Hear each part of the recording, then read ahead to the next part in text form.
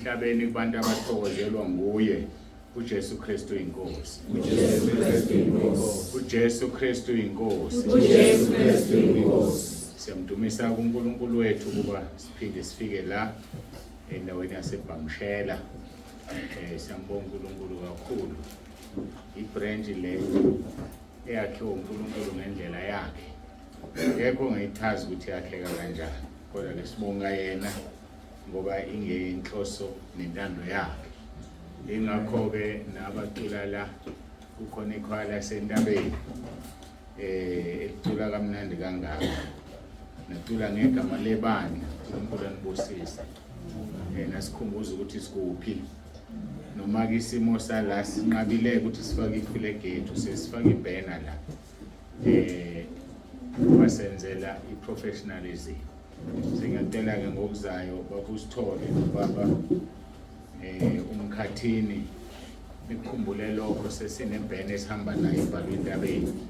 Ngoba njengamanje nje makubuka le ntambo le akusekuhle ngoba asiselona ibandla lase South Africa kuphela. Sesisemhlabeni wonke. So kufanele ke kuvele igama lebandla lisithi izinto ezingabonakala ezingafanele zibonakale emva kwayo. So kuthi ngibonile ukuthi ke sekuhlangene sekumiwe kukhonti kumiswa ibhena ngethemba ngokuzayo kwesithola ithuba ukuthi sikwenze noma nathi ke sisheshe sifike kunesikhathi esifike ngaso. Siyambonga uNkulunkulu, siyamdumisa ngithobeke ngibingelela befundisi. Baba usithole usihostile umkhathini umvangeli wethu. Obaba bonke abakhona omama intombi nezinsizwa noSunday school egameni lenkosi uJesu. Amen. Yesivumo sethu ke sithi uJesu Kristu inkosi. Siyambonga kakhulu uNkulunkulu ngalesi sivumo. Ngethemba nilalelile inkonzo ebikwasibizo. Nilalelile. Abanye abayilalelile. Uhlale kunjalo nje. Bona sebebaningi abantu ekhalezo abangayilaleli inkonzo. Kuhlungu kuyadabulisa ukuthi kulo 9800 esukubalayo. Kahle kahle futhi seku 9900. Kade ngibuka nje ngiqeda ukufaka abantu entathakusa. Ngilale ngapast 2 namhlanje. Ngibhizi ngenxa ukuthi bengihlushwa ifoni. Nganitshela ukuthi ifoni ayisebenzi ngaleli alarm. Avele yasebenza isikhathi esincane baphinde bayivala. Ngathi angithule ngingabe ngisasho. Ngoba laba sanda ungena amabezo ukuthi inamba inenkinga babona ngathi ayikho lento vele bahamba. Avele ngathula so kwathiwa sebebaningi abantu bebefuna bafakwe ukufaka umuntu ukuthatha isikhathi mangaphazami bebe ngaphezulu ka75. Kwafanele ngivele ngalalike ngize ngilale ngopast 2 sengiqedile. Ngitheke mangibheka inombolo zithi kusela abantu abawu60 kube u10000. So kusho ukuthi ke sesifikile ku9000. Wena ke mongakamlethe umuntu angaziki. Mawusalethwa yedwa ungakabaletha abanye angaziki. Kodwa lethana abantu iyahlehla ibar. Siya 20000 manje. Ngoba 10000 sesiyafika kuyena. Siyambonga ke kakhulu uNkulunkulu ngani nonke nangakho konke enikwenzile. Nibeke ibranch la ikhona. Siyambonga uNkulunkulu kakhulu. No Sunday school ufundiswa kahle kangaka. Abantu abama abancane. Sunday school ukhona umncane ama-junior nama-senior ka Sunday school. Kuhle lokho sibona ikusasa lebandla uNkulunkulu esasibekile engakalandi ibandla lakhe. Noma ke thina mhlawumbe yosilanda thina sibadala basala abancane asazi. Kodwa ngifuna ukunikhumbuza amazwi angakaniqala unikhumbuza lawo mazwi.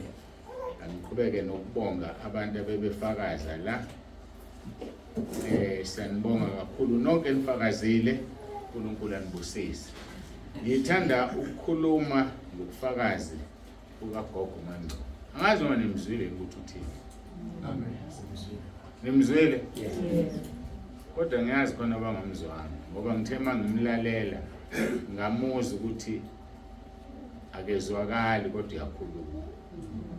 Uma ethi kade khunjuzwa kulezi insuku njengoba ibranch isinje injani manje iyakhula awuzwanga ngababamba bangeli ubani ufuna ukungitshela ubethini mayisho njalo ethi njengoba ibranch isinje zinendlentsha usondele nje ube nguthisha ophanayo ngama-marks bengizokunika u--0%. Yabona khona u-0 awukwazi uzokuthiwa kuno-0. Yabona ukuthi ngiyaphana ngama-marks thisha right kabi hhayi usondele ngingamnikeza mhlawumbe u-80%. Ake ngiyichazeke le nto nami bengeke ngizwe kufanele ngilikhuluma iqiniso ukuthi khona la usanda uyixoxa le ndaba nomama waphumela obala akaphumelanga obala sila sikhona namhlanje sibeke uNkulunkulu phansi kaMkhathini ekhaya la kwaMkhathini siyambonga uNkulunkulu kakhulu siyambonga siyakholwa ukuthi bakusithole mhlambe sombonga kangcono noma igama lokubonga lingeliningi kuba kuMkhathini nomama masikuvulwa leyandla. Ngifuna ukunethusa uselinzi kweziwu-33 lendlu ukuthi ke uma ngabe beninganakile sefanele ninakele kufanele masiphuma la sihambe soyibona ngibona sifanele ukupendwa noma khona indawo esasele kufanele iplastele ngoba kufanele ngithumele abazoyipenda manje kufanele sivule lendlu ngomhla ka-12 umgqibelo loyo nangomhla ka-13 ngesonto uJuly so siphume uJuly so ke mawukuthi khona wesathatha kancane ukuthi akwenzeki kuyenzeka ngenxa yalesi simo sengisemagameni kaMangcobo manje ngenxa yalesi simo angizosisho kodwa ngenxa yalesi simo angithi nimzwile ukuthi uthe uke wagula angithi kusho ukuthini lo kusho lutho kodwa kuyakhuluma so asikwazi ukulibala le ndlu ingavulwa angeke silibale le ndlu ingavulwa asihlehleke siye embonweni wakhe bahamba ngo-1972 sengithole ngangakuzwanga lapho behambe unumber 4 ukhonjuzindlu wabuyiselwe emuva yena wayebuyiselwa ukuthi azosipha le ndawo asinikeze yona kwakhiwe intaba yendlu kaJehova kuyabonelela yambona uNkulunkulu izinto zakho ihlela nini ngo-1972 ubazi ukuthi leli bandla lizobe selikhona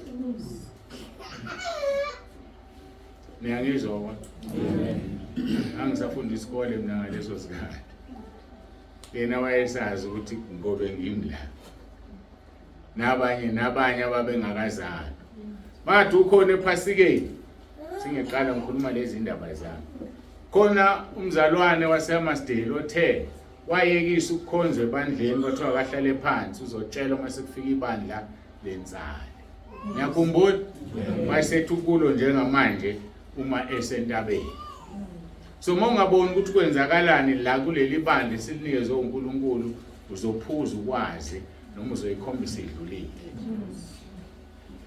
awuzobona ibandla selihambile selihlwithiwe mase ngisho ibandla lizohlwithwa kangisho entabeni ngisho lonke ibandla likaJesu elikhona emabandleni onke akhona so ke kuyenzeka mawuvula amehlo uzobona ukuthi awulahlekile mawula ngoba uNkulunkulu uyakhuluma ugogo uMangcobo ubuyise esethathiwe esekhonjiswa indlu yakhe ezulwini kwathiwa akabuye useyakhunjuzwa manje ukuthi wawubuyiselwa ukuthi unikele ngale ndawo kwakhiwe indlu le yakhiwe sibonayo bantu ababusisiweke lapho buyiswa ngo-1970 kade ngithi ngibale yazi iminyaka ewu-53 iminyaka ewu-53 uNkulunkulu wazi vele umhlaba ungakasekela ukuthi uzobe likhona ibandla kodwa ubuyisiwe kusho ukuthi iy'ngane zakhe mkhwenyana mbongeni uNkulunkulu ngoba ngabe angazi-ke noma wayesekhona-ke uLakhoze noma wayengekho wayesekhona kodwa mbongeni kuNkulunkulu ngabe mhlawumbe wathola intandane yayingasenamama mhlawumbe naka kufunde kumama ngaba kayikho lokho mhlawumbe ngaba mhlangananga ngazi so kodwa ke ubona uNkulunkulu lungisa izinto eziningi ngento eyodwa ngibongeni kuNkulunkulu ngoba ninomama kuze kube manje ngenxa yentaba yendu kaJehova yabonele ngidluleke ngo-2017 besinayo inkonzweni ebikwasibiya lo mama lo khona ubaba uMkhize washonayo ngoLesihlanu wavuka ngakusasa ngomgqibelo uthi washona ngo4 wakwamhlaba yalingana wavuka ngakusasa ngomgqibelo ngabo2 wabonisa isihogo akasibonisanga kuphela wathi ukuhlala nje kuso wathi ukubhadla kusona wasuka ke wezizwi limbiza uthi akakhohlwa kunomama yenaye eduze bekhona esihogweni wakhala insimbi kathathu lase liyabiza izwena abajwayela abake baye airport angazi umiphenye indawo ukuthi makuzo-announce into uqale kube nomsindwana okhona kwenzeka leyo nto lase libizwa igama lakhe kwathiwa keze wawela ke lo mkhathi okhona wawelela ngasezulwini wayohlangana nenkosi uJesu unyaka ka2017 sasimngcwaba lo baba uMkhize seshona kokugcina ube khonza African Gospel kunomama wase-African Gospel lo mama lo babesondelene nobaba uMkhize uMaMntuli uthi ke ngoJuly uyangifonela ngangixoxa lento ekhalizo baba uNsibandi ngivuka nawe namhlanje andangithusa lawo magama ngwakhohlwanga nangumfazi womuntu ethi uvuka nawe uthini ke lokho ngithule ngilalela ngivuka nawe namhlanje bengikhuleke ebusuku ngo12 ngimthandaze kodwa ngiwazi umthandazo ukhamukephi kodwa ngizithole ngithandaza ngithi inkosi lokhu usumthathile ubaba uMkhize uMkhize samngcwaba ngoMarch lo uthandaza ngoJuly lokhu usumthathile ubaba uMkhize ushiye nobani emhlabeni na uthi wakhala inyembezi impela kodwa akazi ngoba engawuhlosile kodwa wayithola ekhuleka kanjani uthi uthe sakhuleka wavele wabona umbono ethandaza wabona umuntu lapha kude ugqoka ingubo ezimhlophe ezinde mambona lo muntu wasondezwa kanjalo uthe masesondelwa hawo ngoba ubaba uNsibande nje lo fanele washo lokho kwasekuqhamukizwe lathi this is the young Joshua I give you lasho ngesingisi ubethandaze funa ukuthi usishiye nobani wayeselethelwa lo muntu mayiqeda ukulethelwa kwathi uJoshua omncane mayise ngixoxela seliyahunyushwa kimi ukuthi wenzani uJoshua na uJoshua emva kube hambe noMose ehlane uJoshua wangenisa abantwana bakwaIsrayeli eGibhithe njalo uqole eKhenani kusho ukuthi uJoshua wayingenzi lutho uMose obehambisa abantu ehlane kodwa mase kufanele bangene ezweni lesethembiso uNkulunkulu wamthatha uMose bangeniswa uJoshua amathuba amaningi athi ibandla lokugcina leli ngeke sisafa siyohlwithwa ngoba umsebenzi walo young Joshua ukuthi afaka abantu ezulwini angisho ukuthi asizukufa ngithi ngiyacabanga ngoba uma nalo munye etshela ukuthi ibandla lensali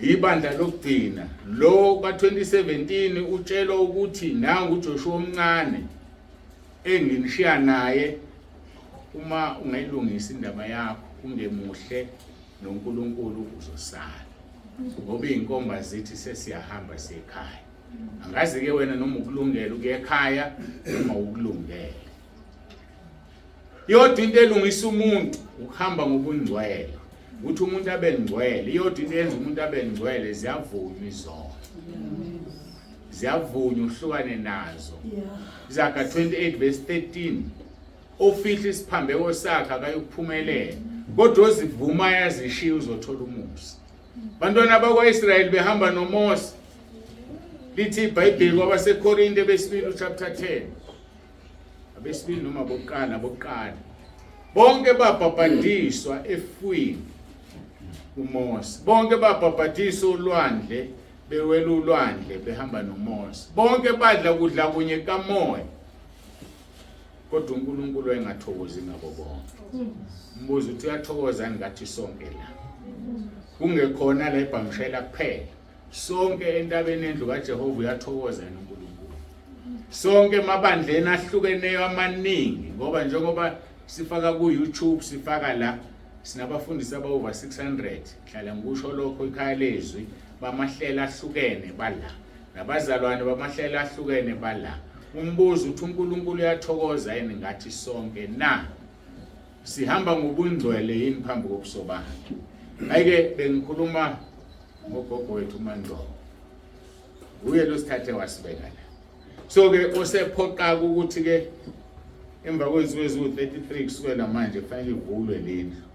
Ngangithembisile ngathi kufanele siyivule esekhona ephila akwazi ukubona sibone nathi ukuthi singenzani oluhle singamenzela lona. Sesoyiqhubeka ke bakusithole nekomiti lakho ngasese ngoba phela nawo nendle buyezwa kodwa bekufanele ngikusho lokho esengikushilo.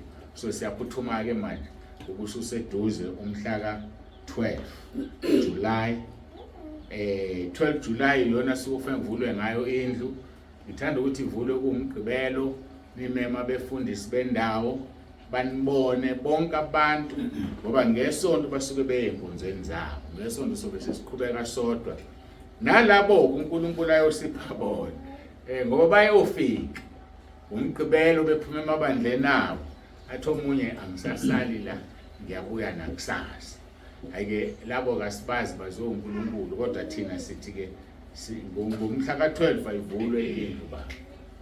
Asikwenze konke okwenzakalayo kulungiswe igceke lapha kuthutha inhlabathi konke okufanele kwenziwe akwenziwe sibone kwenzakalani ngoba ngiyasona ukuthi liyandle yobancane kufuneka itende eliyolekelela nesound ngifakwe yonke indawo abantu bezwe ukuthi kuthiwani. Siyambonga uNkulunkulu bakusithole bengayazi ngale date senizwe nonke.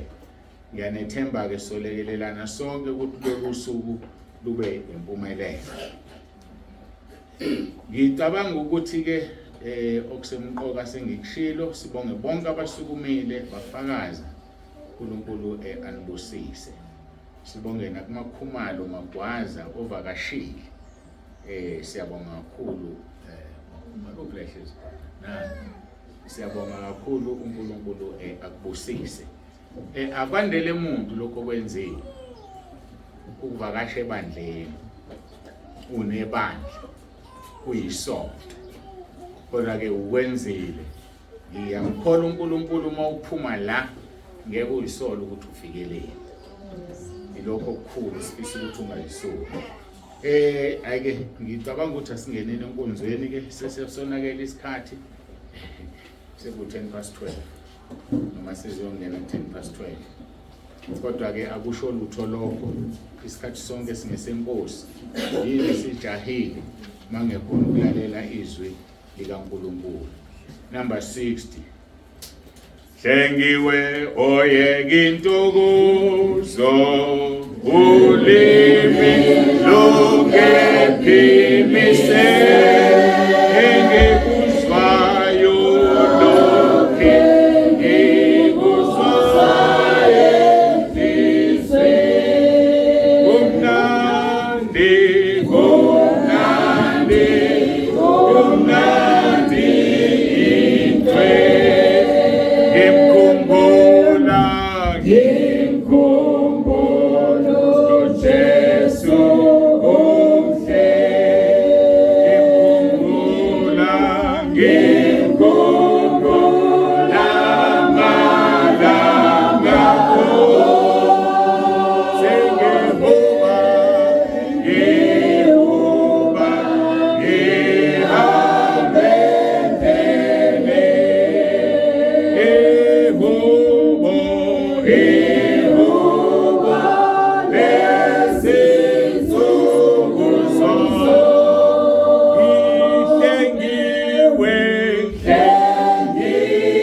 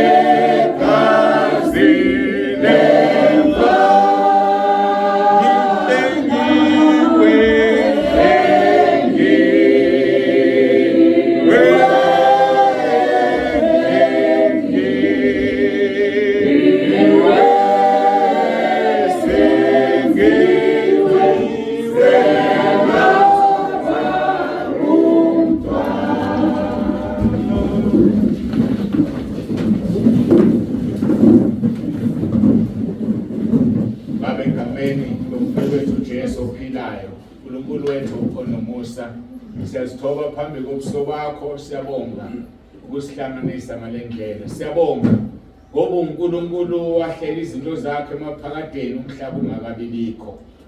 Wazihlela zaphelela, siyezwa izwi lakho.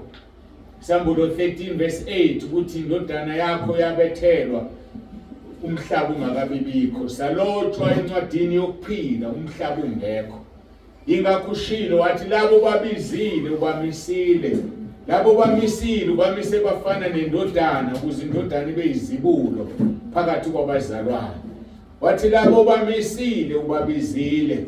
Wathi mawuqeda ukubabiza wabangcwelisa wabanika inkazimulo. Sase siyafika emhlabeni. Mawukhuluma noJeremiah uthi ngingakabumbi ngakwazi ngakaphuma esizalweni ngakungcwelisa. Sangcweliswa emaphakadeni kodwa saphuma sona. Sasilelwa inkazimulo yakho. Wathuma indodana yakho uJesu owayithuma emaphakadeni kodwa yafika ngeminyaka ewu-2000 eyadlulayo yazosifela esiphambanweni. Wasithenga ngegazi elinenani elikhulu. Nokuthi simile siyakhuluma kungenxa yendodana yakho uJesu Kristu inkosi yethu. Siyabonga Nkosi Jesu uthando osithande ngalo. Siyabonga usithande kuqala thina singakabi bikho. Siyabonga Moya Ongcwele ukuthi wavuma ngesikhathi uJesu ebuyele emuva ukuthi wehle uzoba umduduzi, uzoba umsizi wethu. Siyathoba sithi Moya Ongcwele beba phakathi kwethu namanje ukhulume. Nami ngihlale phansi ngilalele usebenzise leli dokodo elizodilizwa ngesinye isikhathi ngoba sinesakhiwo esingakhiwanga ngezandla ezivela kuNkulunkulu. Indlu engaboniyo. Siyabonga uthando olungaka ngoba usinikezile uNkulunkulu Baba isibambiso singumoya ukuba Nkosi isethembiso sakho sigcwaliseke ukuthi usithembisile ukuphila okuphakade. Iba nathi ke manje ngomoya wakho ingcwele ukhuluma uzambule uJesu Kristu inkosi. Amen.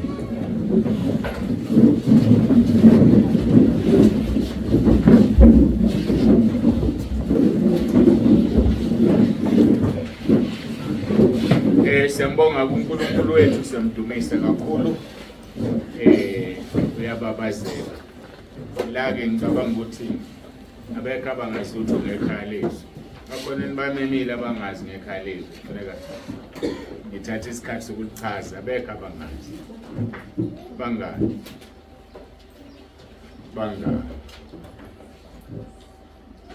Awu. Ngeke bachazele labo babamemile. Oh, akulungile ke. Ukuthi already seku27 minutes. Intsumela engakaqali kodwa kusuka ukuthi ushumayela isikhathi eside lo baba. Kanti 27 minutes sonke besikhuluma indaba kaGogo Mantsopo ugogo wethu. Ake ngihlanga amafushane ke ibandla siqale ngo2011. Ngo2010 uNkulunkulu wakhuluma wathi angakhi ibandla. Salakha ke sawenza umsebenzi ethi siwenze ngo2011. Kwasha u2020 kwavalizwe. Ngo2020 sasinama branch amabili eMnambithi naseBedville. Wayesethi ke angivule ikhaya lezwi lapho kuzo ngenxothizwe livaliwa kusakhonza lapho ngizoshumayeza khona ibandla elalincane kakhulu ngaleso sikhathi babe u30 abano WhatsApp. Salivusa uvula ke WhatsApp uqala mhla ka26 March kuvalizwe inkonzo yokuqala. babe u-30 abantu. Angizolokhu ngiqhubeka kunyaka wokuqala waphela bewu-750 sebeqhamuka emabandleni ahlukene befakana. Namhlanje ke bangu-9,900 ngikhuluma nani nje. Labo bantu amagroup awu-10. uNkulunkulu ke usinikeze igama lebandla ukuthi kusentabeni yendlu kaJehova kuyabonelelwa. Lithola Isaiah chapter 2 verse 2 kuverse 3 ivision yebandla lapho kuthiwa wozani nonke siyendlini kaJakobe. uNkulunkulu ayosifundisa umphi ukufundisa uNkulunkulu kakhulu. So ekhaya lezwi banda kangaka abantu bamabandla ahlukene ngoba kuyafundwa emabandleni kuyashunyayelwa. Angisho ukuthi kurongo ukushumayela, kodwa ke kangathi singakhula uNkulunkulu simvumele asinikeze izipho ezahlukeneyo eziwukusiza ibandla lakhe. Ngoba ukushumayela ukubangela ngamanye amagama ukulanda abantu ezweni. Mase bela endlini yenkonzo asibashumayezi siyabafundisa. uJesu ku Matthew 28 esehamba uthi ngiphiwa amandla onke ezulwini nasemhlabeni. Ngakho hambani nenze izizwe zonke abafundi nibafundise ukugcina konke enginiyale ngakho. Yileyo nto ke uNkulunkulu anginikeze yona njengoba uNsibande ukufundisa. Lokhu kabathi mabenikezena abantu inkonzo zasekhaya lezwi bafisa ukungena abafundisi ba over 600 bamahlela ahlukene esinabo la nabo bayafunda sonke siyafunda. Ikhaya lezwi ke igroup zonke insuku kunenkonzo itholakalayo nje wadebesha abafakazayo. Ngolesine kuba khona kaMamNzibane. Angiboni ukuthi khona ngikushayo semzwini. Ngiyafisa nizibuze nina bengalazi ikhaya lezwi. Umbuzo othi uma eminyakeni u5 sekucishe kwahlangana u10,000 wabantu, kusho ukuthi khona lento mina yini ngingekho lapho. Inselelo enginiphonsela yona yini wena ungekho uma usuzwile ubuyohala ugijima ufisa ukuba khona ngoba sikhipha umuntu ebandleni lakhe, kodwa sithi shine where you are abantu bamazi uJesu ngalendlela asivulele ngayo la. Sithi ke uJesu Kristu inkosi. Ngizithetha khona bethi ngiyalichaza kanti senizosho kulungile nenze kahle nasho. Isivumo lesi seBhayibhelini Philip chapter 2 verse 11 izilimi zonke zivume zithi uJesu Kristu inkosi. Libhalwe ngama capital letters. Leli gama ke lenza imanga, liphilisa abagulayo, likhipha amadimoni, lenza konke lisilinikezile. So ke masisho lona asilindele ukuthi umuntu athi uyabusa masithi uJesu Kristu inkosi. Lindele nawe usho njalo ngoba mangigobisa amadolo amadimoni ngila abalekela kumuntu ongasho othi uyabusa. Nawe libize leli gama ukuze abaleka amadimoni ashona esihogweni. Sinemkhuleko esinikeziweke la emibili enamandla ngendlela emangalisayo uRoma 10 verse 9. Umkhuleko ukuvuma uJesu. Awukhulekwa abantu abangakholwa kuphela. Khulekwa inoma ubani ovula isango lezulu. Ngoba lo mkhuleko uvula isango lezulu washo iselelesi. Kwavuleka amasango asezulwini. Wathi uJesu namhlanje ngizoba nawe eparadise. Sawusho ke iselelesi ngendlela yaso ngoba uRoma 10 wangwabalo balo uPaul eholo moya kaNkulunkulu. Iselelesi sathi Jesu uzungikhumbule embusweni wakho. Akekho umuntu onombuso ngeyona inkosi. Iselelesi sazivuma ukuthi uJesu uyinkosi. Wathi namhlanje ngizoba nawe eparadise. Umkhuleko wesibili kaMeyi 18 ngingawuchaza izolo lapho bengikhona ngikukhumbula ukuthi wasukaphi. Ngangikade ngisenkosini bemenyiwa befundisa inkosi yendawo nginomkhuhlane. Bavula ke ifeni kunamafeni ayephezulu. Bavula ifeni ngabuya ngigula kakhulu.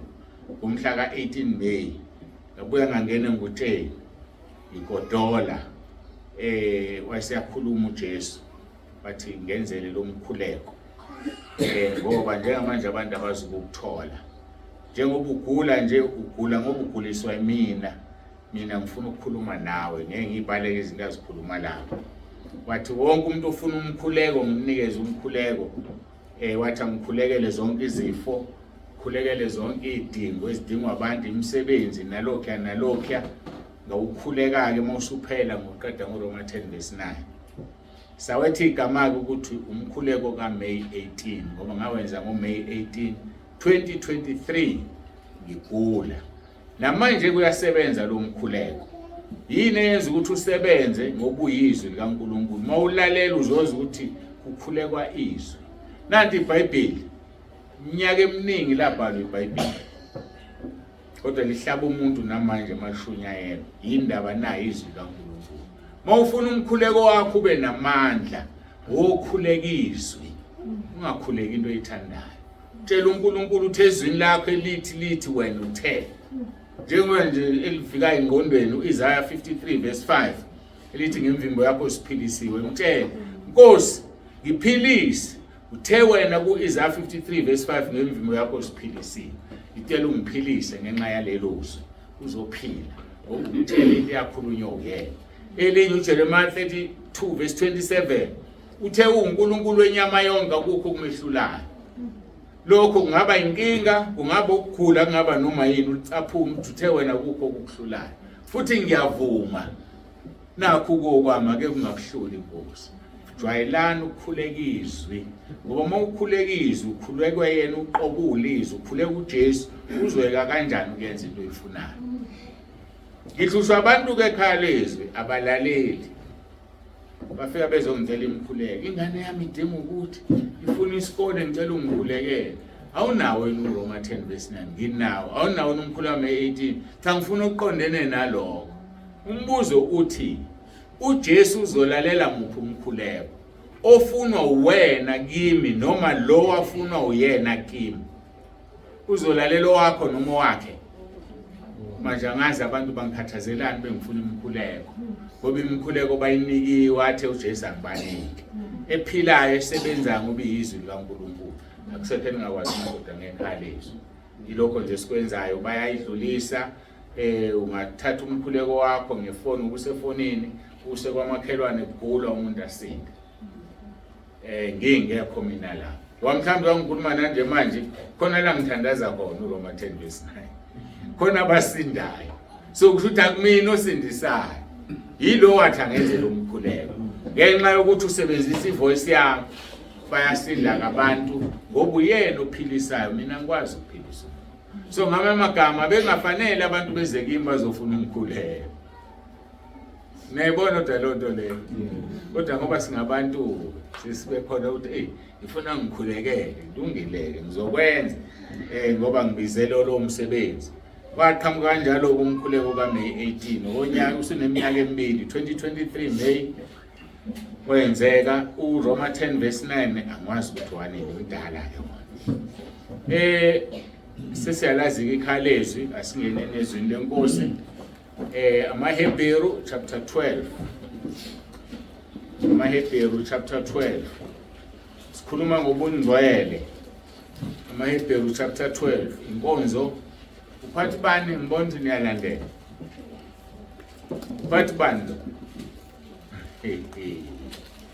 Yabona nabasekhalezwi bafana nabangekho. Khuluma ngizwe. Magi. Uphathi bani ma? Awu bentu yayo. Awu. Anazi. Khona izolo kade ngikhuluma ngophathi banike wasibiya lapha dingikhona. Anazi futhi. Part 3 wasihloko esithini? Hayi. Ukukholwa. Sihloko sithi kuyini ukukholwa? Hayi ukuthi ukukholwa. Kuyini ukukholwa? Beku part 3. Manje ngikhuluma ngobungcwele, anazi sadina kuphathi bani? Sadina part 6, upart 7. uNkulunkulu akangisize, angiphamula iBhayibheli, ngihamba khona, ngifike ngibuze ukuthi uphathi bani lo ozophendula nguphi iBhayibheli. Kufanele ngimfundise, uyazi lokho ukufundisa abantu ngenkani ke manje. Ngoba usuzofunda ufunda ukuthi ngifuna ukuthola iBhayibheli. Yazi ukuthi ngeke ubusiseke njalo ngoba usufundela izandla usafundela usizakala. Uma ufunda uIsaiah 66 uNkulunkulu ubuka inhloso yomkhuleko wakho bese uphenduka. Nakhumbula lokho sengikhulume kaningi. uNkulunkulu ubuka inhloso yesenzo sakho. Akanandaba nokuthi wenzani. Unendaba ukuthi uyenzelani leyo. Sekaningi ishumayela leyo. Nangu ubaba uSithole ngiyalinganisa. Hambe ngeke baba uSithole, baba uSithole engixakekile ungitshele ukuthi 10,000 dollars. Hey, kunesimo esimbi esonakalayo. Ngiyazi ukuthi unawo mhlawumbe ngeze athi ethile ezidade ngazi baba uSithole anqaba. Acasheke njengabantu bonke. Hayi awunayo hey ukuthi abeke. Ngibhataniseke ngise ngiyabantu abaningi kanti bengazi ukuthi mangicela ukusithola uzongiprotecta ngizokwaziwa. Bese 6 months down the line yathi ngithengele ubaba uSithole iwashi ka 20,000. Ngimkhombisa ukuthi le mali benginayo. Athi izinhloso ithini? Ngimthengele ubaba uSithole ngimneze iwashi 20,000 ajabule. Ezulwini asikho isibusisi siqalekiso ngoba ubuka inhloso yento engiyenza ukuthi ngiyenzelani ukuthi inhla kanandaba unendaba nokuthi uyenzelani. So kunezona ezosifaka esihogweni senza izinto ezinhle kanti sihlose okubi kuyesihogweni ngaleyo nto. Angidlulele bengichaza ukuthi inhloso uNkulunkulu uyithanda kabi inhloso. Uyenzelani lento? Uyigqokeleni lento oyigqokile namhlanje. Mhlawumbe uthe ngifuna bangibone kahle ukuthi ngithengisa udentsha nginengubo entsha. Uhlezi nje wena la uhlezi nesiqalekiso. Thina siyaphuma siyakunqo wazogqoka kahle ubani wazwa muhle bani. Kanti sponsor amalahle ekhanda lakho ngoba sesenza lento oyigqokele lengubo wayeka ukugqoka ufihla umzimba. Gadani ke inhloso ezinto enzenzayo. Ngoba unezono zezinto ezinhle kodwa uNkulunkulu ubuka inhloso. Uyenzeleni lento? Ngiyangizwa kodwa ayike angiyeke ngisuke ngingayi enkonzweni sekuvela ama examples amaningi enhloso. Sisuke singayi enkonzweni amaHebheru chapter 12 uzofunda uverse 14 sikhuluma ngobungcwele. Part 7 inkonzo esikhombisa sikhuluma ngaleli verse kuphela. Lithi ke zamelana ukuthula nabo bonke kanye nokungcweliswa ongenakho angeyibone inkosi. Ngikhulumile ke inkonzweni edlule ngathi sikhiye lesi sokubona inkosi. Ukuthula nabo bonke abantu nokungcweliswa. Uthi ngelinye ilanga uNkulunkulu kuAbraham Genesis chapter 17 hamba phambi kwami ungabi nacala. Lejulileke leyo ukuhamba phambi kaNkulunkulu ungenalo icala. Kulula ukuhamba phambi kwabantu ungenalo icala. Njengoba kade ngisho nje ukuthi ngizokwenza into ngenzela baba uSithole inhloso imbi. Lijabule nini baba uNsibande? Jabule umndeni wakwaSithole. Jabule ngifuna leli agama. Indlomane kaMgabhe yaduka iminyakanyaka. Yatholakala entabeni indlu kaJehova kuyabonelela. Ithi baba uNsibande uyasithanda kwaSithole. Kanti ngibase amalahle azongishisa. Neyizwa lonto. So ke kufanele ke sihambe phambi kaNkulunkulu singabe nacala. Athi umpostoli Paul akekho ongangehlulela la. Yedwa kuphela uNkulunkulu. Yilelo vangeli ofuneka siliphile. Angabibikho umuntu okunukayo, kungabibikho sono ukuthiwa siyamuzwa baba uNsibande yashumayela. Kodwa einganeni zethu. Kodwa ebafazini babantu. Uyayibona lonto le i-wrong. Kodwa mase ngihlulelwa yinina ke uNkulunkulu uzongithini? Kufanele nini ingabibikho into eningihlulela ngayo. Ngihamba kahleke phambi kwenu. Kodwa ekugcineni kwakho konke uNkulunkulu okufanele angibone ukuthi ngingcwele. Ngoba ukubangcwele kumuntu ngeke kungenise ezulwini. Uthi uJesu ngabesaba abantu ababulala umzimba bengenukwenza lutho emva kwalokho. Matthew 10:28 athi mesabeni othe sebulele abe namandla okuphonsa esihogweni. So uNsibande akanalo izulu. uNsibande akanaso isihogo. Akuyena umuntu othi umsaba. Saba lokubonayo okudalile ozokufaka esihogweni akufaka ezulwini.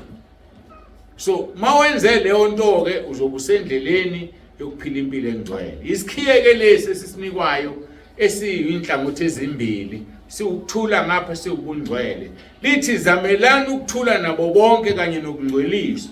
Ongenazo lezi zinto ngeke ayibone inkosi. And mawulithatha njengoba linjalo lelizwe, ushuthi kujulile ukubona inkosi. Ngoba kukhulunywa la ngokungena ezulwini, kuthiwa ngeke uyibone, akushiyo ukuthi ngeke ungene ezulwini. So kushuthi khona abayoyibona bahamba osho esihogweni, khona abangeke bayibone. I-application yokuyibona le yiba nokuthula naye wonke umuntu ohlezi naye ube ngcwele, kungabi bikho umuntu okukhomba amabala. Lithi izwi lenkosi umphindiseli wethu uNkulunkulu, wena okwakho mthethelela umuntu. Lingisa uStefani owathi esekhandwa ngamatshe wathi baba ungababaleli lesisono. Engaka ukhuleki lo umkhuleka uzange uphuma umphefumulo, kodwa waphuma ngoba esethe ungababaleli lesisono. Efunda inkosini yethu uJesu eyathi baba ungabathethelele abakwazi abakwenzayo. Siphila lo mpilo ngoba lithi izwi uma ungathetheleli ngeke nawe uthethelele. Ngeke uthethelele. Ayikho into engiphatha kabuhlungu njengokukhumbula omunye umfundisi odumile osasishiye emhlabeni wayekhuluma amagama abuhlungu ethi usibanibani ngisho egaqa ngamadolo ezocela uxolo kimi ngeke ngimxolele. Abuhlungu amazwi akhulunywa lo mfundisi. Bayamazi abanye phakathi kwethu. Uvela udabuka ungazi ukuthi uphi. Usezulwini umsesihogweni. Kodwa uNkulunkulu elimele izwi la ethi mawungathetheleli ngeke uthethelelwe. Angifuni ukusho ukuthi uphi ngoba ngazi. Ngakho ke zamelani ukuthula nabo bonke nokungcweliswa. Indlela ezulwini inguJesu, kodwa idlula kwamakhelwane. Uhlezi kanjani umakhelwane wakho? Awumbambele igqubu nje, unakho ukuthula naye. Ungcwele phambi kwamakhelwane wakho. Uyakwazi ukuthi usindisiwe. Noma uzakuwa ezocela amabhodo mayisenza imisebenzi. Azocela izingane zakho ukuthi zizomlekelela. Uthi hayi ngayithatha izingane mina uthatha izingane uyifaka esihogweni. Uyazi umakhelwane wakho ukuthi wena uphila ivangeli elingcwele.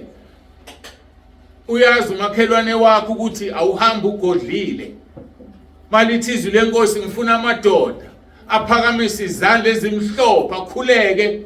Asiphakame isandla masigodlile. Sithi ngoba khona ukubambekile okuzowa.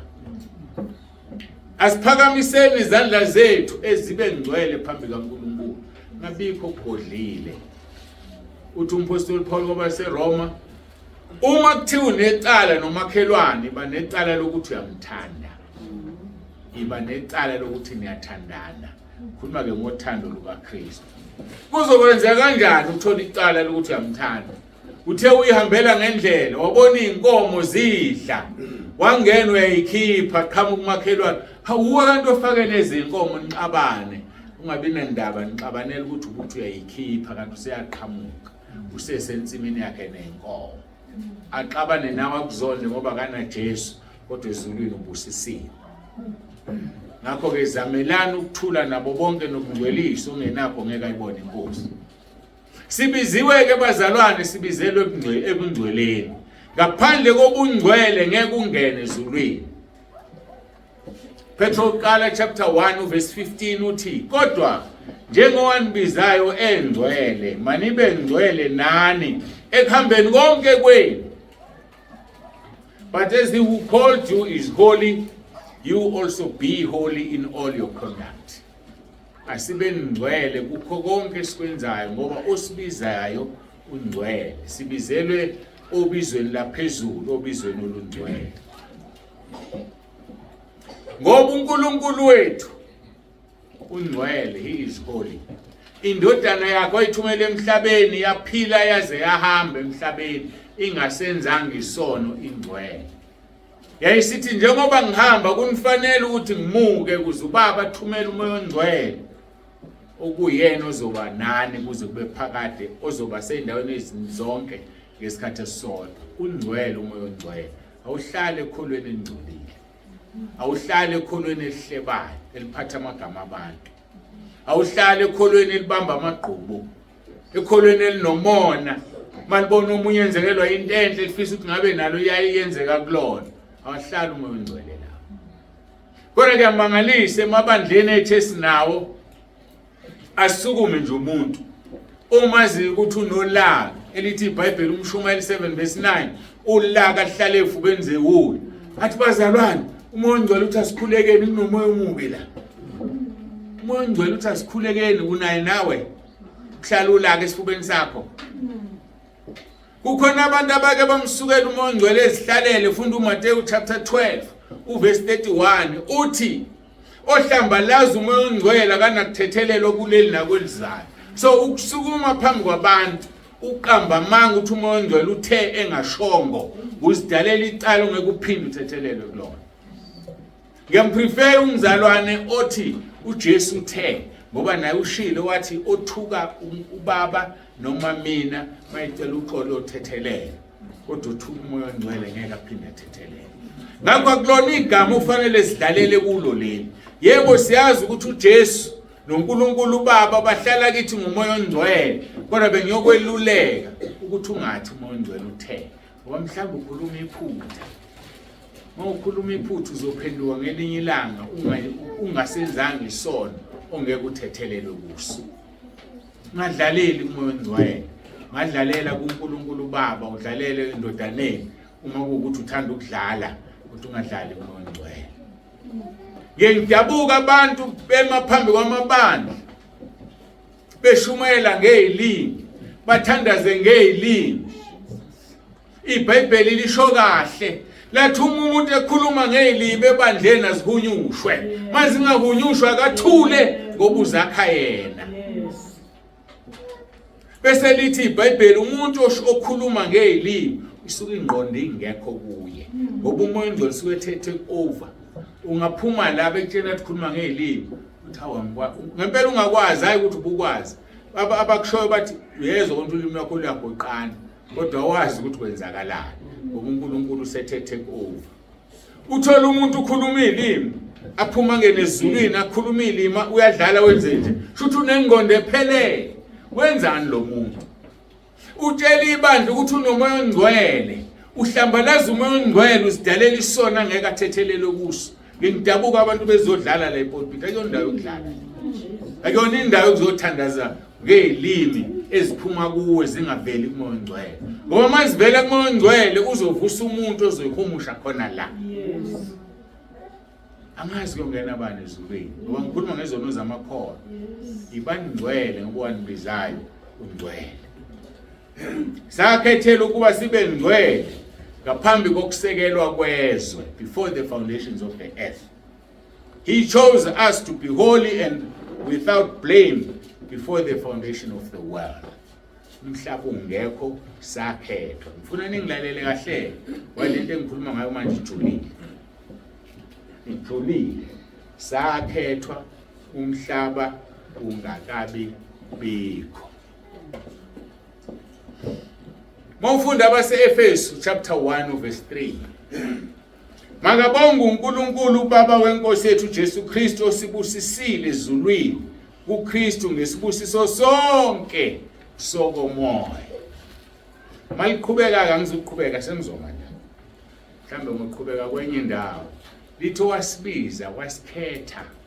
Wasikhethela kuye ngoJesu inkosi yethu ukuba sibe ngcwele. Sibizela ukungcwele bafowethu ayenye into.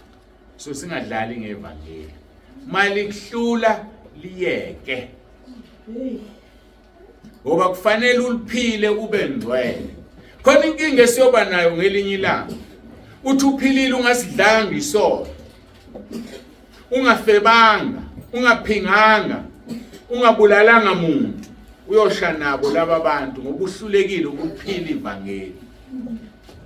Sonke njengoba sila sibizelwe ebungcweleni, sibizelwe kunemphefumulo uNkulunkulu adalile ukuthi senze njani sisindise ukuphila kwethu.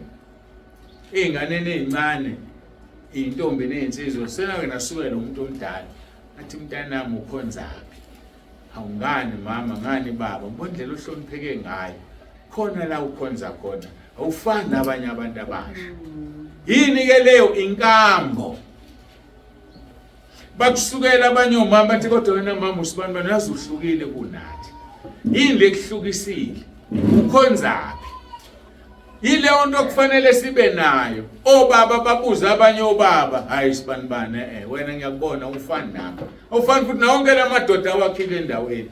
Ikhona lento enawe. Ngifuna ukuye esontweni lakho ukhonzaphi. Bayasindiswa abantu ngempilo zethu. Into ebuhlungu eyokwenzeka yothi ufike ezulwini ngosuku lokuhlulela ubona abantu bebheke esihogweni. Liqhamuka izwi likutshela lithi yababona bonke laba bantu. Ngangidalela ukuthi basindiswe ngenxa yakho.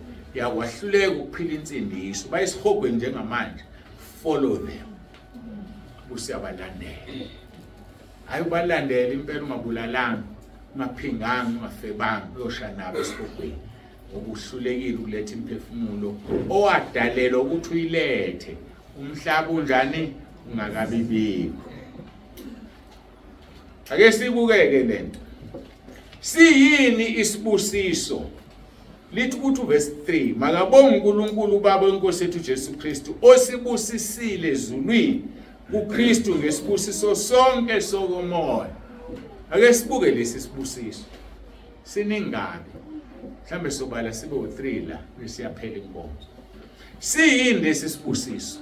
And ngifisa uyilalelisise yonke lento ngoba izokusiza kuhleke usekhaya lezwi uphinde uyilalele lenkonzo uma usufikile ekhaya. Uyiphinde ngoba iwukuphila kwakhe ikusasa lakho. uJesu kuJohn chapter 12 verse 48 uthi ngeke asasehlulele izwi alikhulume kithi lona lizosahlulela. So lenkonzo nezinye neyangesonto edlule uzoyifita ngosuku lokugcina uzohlulelwa ngayo. Jesu uthi ngeke asasehlulele useshumayele kakhulu phakathi kwethu. Number 1 lesi sibusiso singubungcwele. Sibusiswe ngokuthi sibe ngcwele. Umbuzo wami uthi ungcwele yini wena na? Ufunda uLuke chapter 1 verse 74 no 75. Bakuprofeta uZakhariya onguyise kaJohane umbhapatisi. Uthi side lesi siprofeto ngesithathe phakathi. Ukusinika ukuthi sithi sikhululiwe esandleni sezitha zethu sikhonze singena kwesaba ngobungcwele nangokulunga phambi kwazo zonke phambi kwayo inkosi zonke izinsuku zethu. Isibusiso esisinikiwe ukuthi masimkhonze uJesu ngobungcwele nangokulunga phambi kwakhe zonke izinsuku zethu. Alukho kufanele ube lomahana. Isibusiso leso. Baningi abantu abakholwayo la emhlabeni. Kodwa ukukholwa kwabo ku-misdirected. Bakholwa endaweni wrong. Bakholwa izinto ezi-wrong. Uma bebengasizakala bazokholwa egameni lenkosi yethu Jesu Kristu nakubaba wakhe onguNkulunkulu wethu. Bebengenza imanga bathi intaba izumbuke la iphonse kolwandle kwenzeka. Thina okwethu ukukholwa kuncane kakhulu kunokukholwa kwalaba bantu. Kodwa ku-misdirected kulahlekile. Wena okwakho kungalahlekile. Iqale kahle. Wasiqalisa kahle ugogo uMaNgcobo. Sikhuluma ngaleli bandla kungekho ukuthi siyaphakama siphakamba mfowethu. Kodwa besikhuluma ama-facts namaqiniso avezwe uNkulunkulu ngaleli bandla. Uzothi usukhona ke endaweni right. Ngoba khona lento eyithi uma uwethu uthi kodwa uthi ngikholwa ngendlela efanele. Sathana kunika ungabazi uthi ngizongena koJesu wethu. Hayi mina ngiyakunika isiqiniseko ngezinto uNkulunkulu azikhulumayo. Sisendaweni right ebandleni ekade aliprofeta. Usufikileke kulona. Ungcwele yini na? Umkhonza ngobungcwele yini yena? Ngoba isibusiso esisinikiwe sikamoya ukuthi sithi sesikhululiwe esandleni sezitha sikhonze singana kwesaba inkosi yethu ngobungcwele nangokulunga sikhonza phambi kwayo zonke izinsuku zethu. Alukho lwamanje ngabe ikholwa la ngesonto. phakathi nevika ulona ekhona masihlangana nje lapho uthongathi noma everelem hayi sesingakuphika ngendlela ogqoke ngayo awuseyena umzalwane wasentabeni kodwa ngesonto umzalwane wasentabeni mawusunga le khona lento abayenzayo yabona amacici amancane ayafa ngoba bethi awabonakali noma babambe imbobo zingavaleki kahle unesono sokubhola imbobo emzimbeni kaNkulunkulu mawusufuna zingavaleki usilokhu ufaka amacici amancane uwafaka ngesonto usenkingeni sisazoma phambi kaNkulunkulu sibizela ukumkhonza uJesu ngokungcwele sengiyadlula isibusiso sobungcwele isibusiso sesibili esokuba nesimo sendodana unaningizwe kahle la isimo sika Jesu siyakuthola lokho kuma seRoma chapter 8 verse 29 lithi ngokuba labo ayibazi ngaphambili wabamisa ngaphambili bafane nesimo sendodana yakhe ukuze yona ibe izibulo phakathi kwabazalwana abaningi ngeke ngayithinta izolo ngiyakhumbula ngathi ngeke inja ibe izibulo ezimbuzini noma ezinkomeni umuntu uyizibulo ohlotsheni lakhe afana nalo ngeke ngingokwansibande ngiyoba izibulo kwaSithole yizibulo kwansibande hayi kwaSithole nawo ke lithi lelizwi verse 29 ngokuba labo ayibazi ngaphambili ubani uNkulunkulu Baba wabamisa ngaphambili ayibazi mawufunde lesingisi kukhulunywa ingaphambili before the foundations of the earth angithi uthini kuJeremiah uthi ngingakakubumbi ngakwazi before sibunjwe wayesesazi yena oyilalele kahle inkonzo ayizolo uzwini ukuthi wayesazi sikuphi angifuni ungena lapho namhlanje funa ngizofunda ukulalela inkonzo ayebazi ngaphambili wabamisa ngaphambili bafane nesimo sendodana samiswa before kusekela umhlaba ukuthi sifane noJesu ukuze uJesu abe izibulo phakathi kwethu ngoba akakwazi ukuba izibulo labantu abangakholwa kodwa uyizibulo labantu abakholwayo labantu abangcwele sikhuluma ngokungcwele la ibani ngcwele usho njalo Leviticus 11 verse 44 ibani ngcwele ngokuba mina Jehova ngingcwele so mase singcweleke sesingomndeni wasezulwini mase siumndeni wasezulwini sizindlalifa zikaNkulunkulu izindlalifa kanye noJesu ngoba yena uyizibulo phakathi kwethu ufana nathi 1 John chapter 3 verse 2 no verse 3 uthi ngokuba singabantwana bakaNkulunkulu futhi siyibo kodwa sikwazi siyoba yikho kodwa kunye sikwaziyo kusofana naye bese lithi bonke abanalelo themba bazihlambulula kuye ngoba yena uhlambulukile asikwazi siyoba yikho kodwa sikwazi ukuthi siyofana naye ngoba safaniswa naye umhlaba ungakasekelo ukuze abe izibulo phakathi kwethu kodwa sazalelwe esonweni base kufanele ukuthi siphenduke sindiswe ukuze sifane naye uyafana yini naye na okusemzimbeni wakho kukhombisa ukuthi ungumntwana kaNkulunkulu na mawungathathwa nje ubeke estradini eThekwini bazokubiza njengomuntu oseyintweni noma bazokubiza ngempatha yengane impatha yentombazane enkulu gqoka ingubo ezindo ngathi salukazi awuboka ithwele ekhanda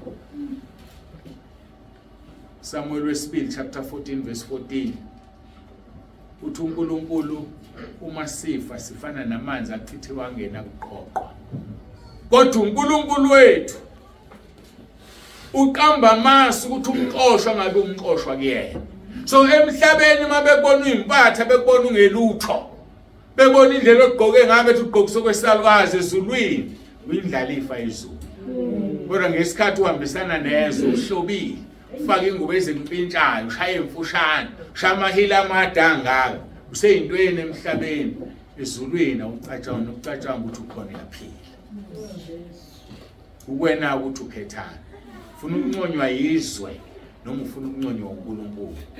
Nabesilisa bayangena bashaya amajini amancane aveza ubuntu babo kuba abanye abantu. Kunabantu abathi angikwazi ukubuka umuntu wesilisa ebusweni ngehlisa amehlo ngezansi. Ulingiwe lo muntu, usiyamlinga ke nawe. Lithi iBhayibheli lami Luka 17 verse 1 and 2 kufanele zibe khona ikhubekiso, kodwa maye kulo esiza ngaye fanele kuboshe itshe lokusila entanyeni aphonse kujuleni kolwandle. Amazwi kaJesu uqobolwana. Bangaka abantu sobakhubile, bangaka abantu oqhubekayo nokubakhuba. Ubuyela kulento engeke ngayisho. Uyothola abantu bewujenga bebheke esihogweni. Athi uJesu yabazi laba abantu, uthi angibazi, uthi ababheke uthi angibazi. Athi yiwo la madoda owalala nawo ugqoke ingubo emfushane, ugqoke izimpintshayo usejobheni. Ahamba lala nawe akungcolisa. Awuzibuka ukuthi unjani. Bese uyazibheka ukuthi uma uyazibheka uzithola ugcwele ukungcola kwabantu besilisa uma belele nomuntu wesifazane. Ngoba ukubona njengamanje kukhona kwelikamoya owesilisa aboniswe ujenga lubhekele lwabesifazane. Athi ngishile ezweni lami athi ubuka wesifazane amkhana ukuphikile naye. Athi abafazi bakho bonke thankosi angibazi. Kufanele uthi awubazi ngoba ubuhamba uhalela noma isiphi isiketho sibone emgwaqeni. Sisazoma phambi kaNkulunkulu ibani ngcwele ngoba onibizileyo ungcwele. Ongasibizanga akekho ngcwele, kodwa siyamthanda siyamlandela uSathane. Isibusiso semsibili esemsebenzi emihle. Ngifuna ukugxila kakhulu lapha yana. Ngiqhubeke bese sikhuluma ngesimo sokuba sokufana nendodana. Yazi ukuthi hey isimanga lesi ufane noJesu. Akuyonto encane le kufana noJesu. Yebo uthe uNkulunkulu mayesidala wathi asenze abantu ngomfanekiso wethu. Abantu bayafana noNkulunkulu. Kodwa mawusufaniswe noJesu owabethelwa wafa wavuka ophatha ihlithulelo zokufa neze-high days. Sokuyelinye izinga lelo ngoba sifana noNkulunkulu ngokwenyama. Mase sifana noJesu sinikezwe isimo sendodana spiritually. Ngoba iBhayibheli lithi akekho isilisa nowesifazane, sonke siyafana kuKristu singamadoda. Lithi gqilane ekukholweni nibe ngamadoda. Singamadoda sonke la endlini kwelikamoya, sifana noJesu uma ungcwele. Phuzu lesithathu isibusiso sesisinikeziwe semsebenzi emihle. Yazi ukuthi ukuba sohlelweni lukaNkulunkulu oluhle. Ungakuthathi kancane. Yazi ukuthi angaka ngizwa ukuthi sengithini manje. Kodwa ngizongizwa. Ukuba sohlelweni lukaNkulunkulu oluhle akuchazeki ngendlela okuhle ngayo.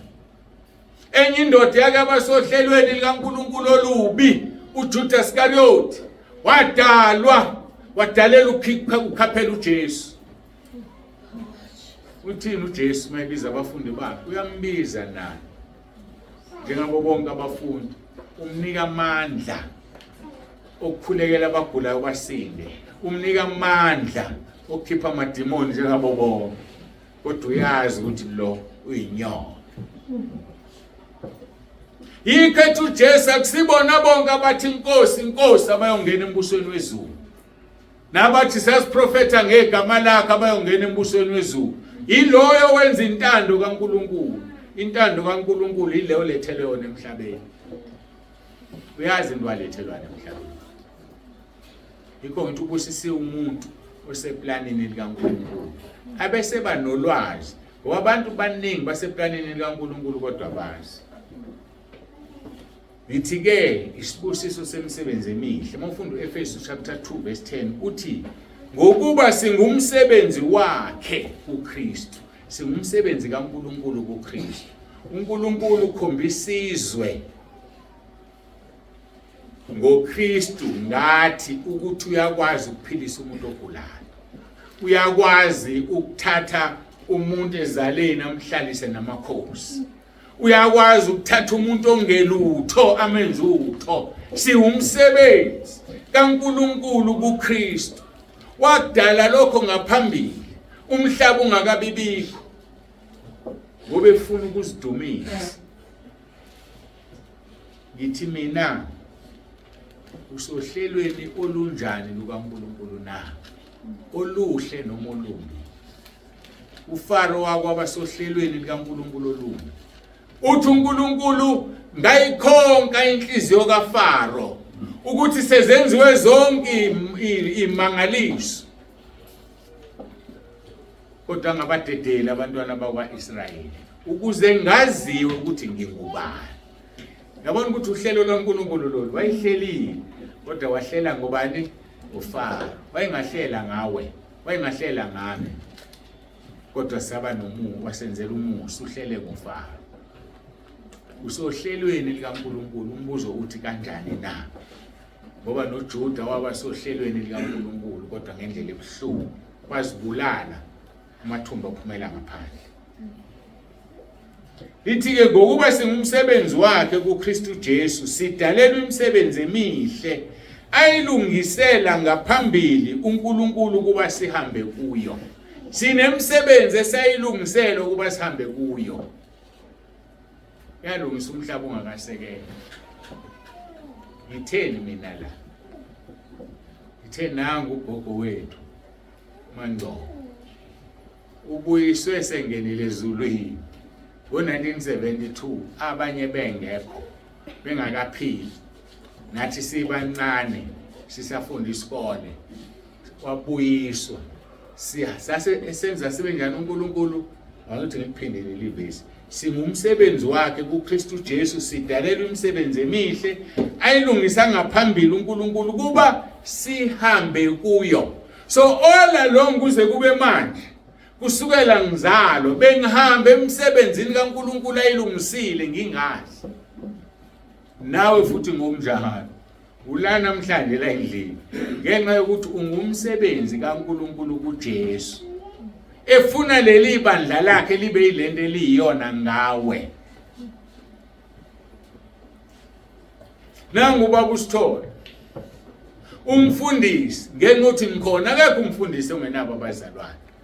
Umfundisi ngenxa yenu. So kusho ukuthi nihamba nini enyathelweni zomsebenzi omuhle enawudalela umhlaba ungakabikho ukuthi hambani kuwo, ozokwenza ukuthi baba uSithole abe umfundisi ngoba naye uhamba kuwo. Akekho ongahambi la ebekwe khona. Ngoba ongahambi la ebekwe khona akekho la. Uphuza utshwala kwithaveni, uvuka emkipitweni ngoba uhamba la engadaleliwe khona. Kodwa thina sila namhlanje. Yabuza, uyalazi uhlelo lwakho akwenzele lona uNkulunkulu na? Uyahamba yini kulo? Ngoba sidalela umsebenzi engiyalithanda leli gama. Sadalwa, sadalelwa imisebenzi emihle. Senze njani thina? Emihle. Ngokuba singumsebenzi wakhe kuKristu Jesu sidalelwe imisebenzi emihle ayilungisa ngaphambili uNkulunkulu kuba sihambe kuyo. Khona bangahambi kuyo abahambe eceleni kwayo. Uzothi imofu yaNkulunkulu. Mawufunda uLuka chapter 8 kala ku verse 1 uthola ukuthi uJesu lapha ehamba khona ehamba nabafundi bakhe. Kodwa kunabesifazane abambalwa ababehamba bebaphekela, bebawashela, benza zonke idingo umsebenzi loyo omuhle owadala uNkulunkulu ukuthi basekele ini indodana yakhe la ihamba khona. Ngibuza ukuthi wena umsebenzi wakho uyawazi? uNkulunkulu ekhuluma nawe ethi yenza lokhu ukwenzela usibanibani, uyakwenza yini? Noma unembuzo, ngizokwenza kanjani mina Nkosi? Babusisiwe abantu abahamba emsebenzini yalungisa umhlaba ungakasekelwa, ngoba benza icebo likaNkulunkulu libe yilo. Isikhathi Inkosi yethu uJesu Kristu ebethelwe emaphakadeni, sonke sangena ohlelweni lukaNkulunkulu waloba amagama ethu encwadini yokuphila. Angisiphinde lesi statement. Ngesikhathi Inkosi yethu uJesu Kristu ebethelwe emaphakadeni, ngoba kabethelwanga 2000 years ago, wabethelwe emaphakadeni ngaleso sikhathi sangena ohlelweni lukaNkulunkulu waloba amagama ethu encwadini yokuphila ofunda isambulo 13 verse 8 uthi bayakhuleka kuso isilo bonke abakhile emhlabeni wonke ogama lakhe lingalotshwanga encwadini yokuphila yewundlu elihlatshiweyo selokhu kwasekela umhlaba. uJesu wahlatshwa before the foundations of the earth, wabethelwa esiphambanweni walenga. Sase elengela thina sase siyalotshwa encwadini yokuphila singekho emhlabeni.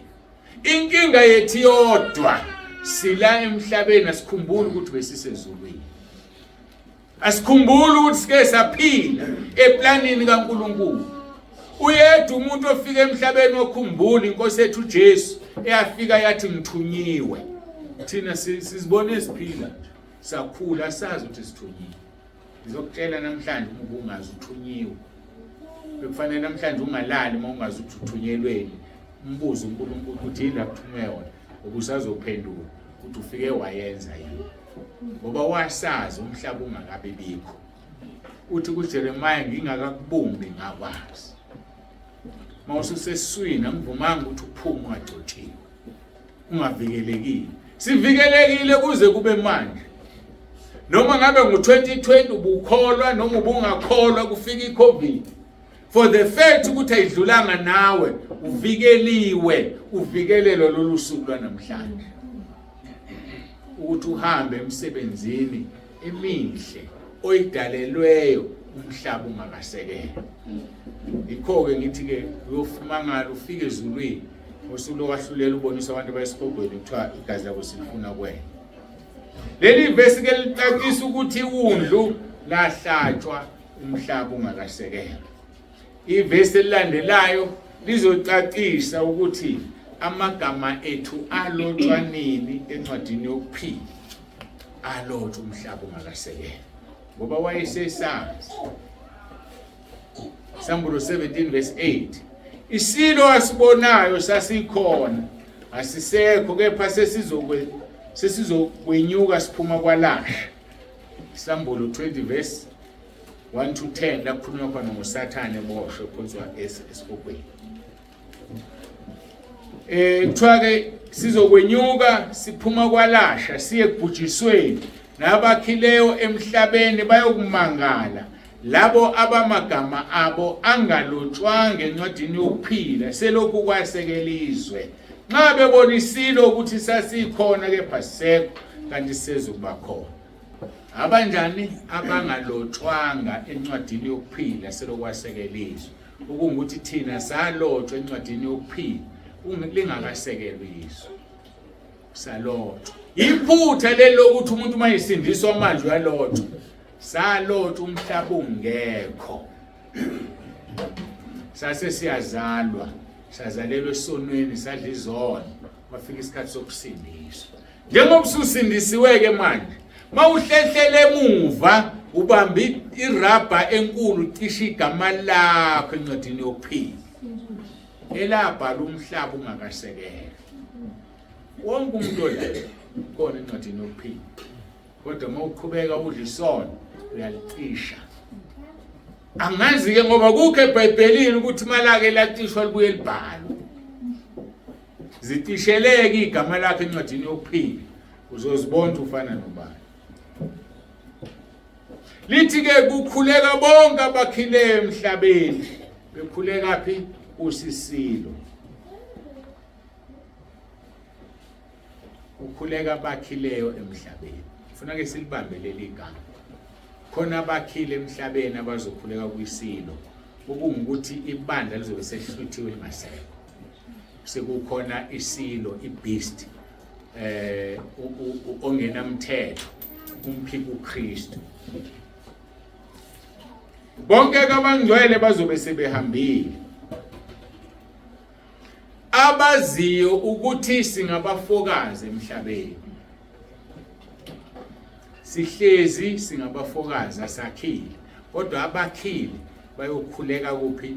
Kwisilo. So phakathi kwethu-ke khona abakhile la emhlabeni, bese kuba khona abaziyo ukuthi abakhile. idokodo nje leli sihlezi kulona ukuze nganethi ngilale 1 2 idokodo lomzimba uzodilizwa ngelinye ilanga. Kodwa make wahlala wanethezeka wazibona wakhile emhlabeni wayisithizini yalomhlaba uyokhuleka kusisilo. Ngakho ke singabafokazi. Petro uqala chapter 1 verse 17 uthi uma nimbize ngokuthi baba yena owahlulela ilona loyo ngokwemsebenzi yakhe engakhethi buso anohamba ngokwesaba esikhathini sokuhlala kwenu ebufokazini. Singabafokazi asihambeni ngokumesaba uNkulunkulu. Bonke abakhile emhlabeni ibona abayokhuleka kusisilo kodwa thina esihamba ngokwesaba ebufokazini sobe sisisekhaya ngoba siyazi ukuthi asakhile la siyadlula. Siyazi ukuthi sinekhaya ezulwini esilungisele athi uJesu John 14 verse 1 ningakhatha inhliziyo zenu zingakhathazeki kholwani yimi nikholo ubaba ngoba ekhaya likaBaba kunezindlu eziningi. Uma kube kungenjalo bengiyakuntshela. Kodwa khona abantu abanethezekile. Khona abantu ababulala abantu. Embulalela ukuthi athole imali yokwakha umuzi omuhle. Ngoba ucabanga ukuthi wakhile la emhlabeni. Khona abantu ababulala abantu emduni imoto efuna imoto enhle ukuze ahambe ngconyo emhlabeni ngoba ucabanga ukuthi wakhile la emhlabeni. Kodwa abazazi ukuthi bangabafokazi bahamba ngokwesaba bamesaba uNkulunkulu abasenzi sono. Bonke abakhile emhlabeni bayokhuleka kusisilo kodwa thina esihamba ngokwesaba ebufokazini sobe sisisekhaya ngoba siyazi ukuthi uma indlu yethu yasemhlabeni idilizwa sinesakhiwo esivela kuNkulunkulu sinendle engenziwanga ngezandla eyaphakade futhi sezulwini. Athi umpostoli Paul mayibhala ngenxa yalokho siyabubula silangazelela ukwelakanyiswa ngendlu yethu yasezulwini ngoba sembethe yona sikufunyanwa sambazi. Yini ukwelakanyiswa? Ukuthi usugqokile waqeda uthi awuthi ngithathe nejazi lami umakhaza la ngiyakhona ileli lakanyise ngaphezulu. Lithi ke siyabubula sibubulela ukwelakanyiswa ngendlu yethu yasezulwini. Njengoba uhamba nje wena uyembethe nje yasezulwini noma uyahamba nje amazi madilizwa leli dokodo okulo ngoba lisazodilizwa. Mahebheru 9 athi kumisi verse 27 kumiselwe ukuthi umuntu afe kanye emva kwalokho kube ukwahlulela.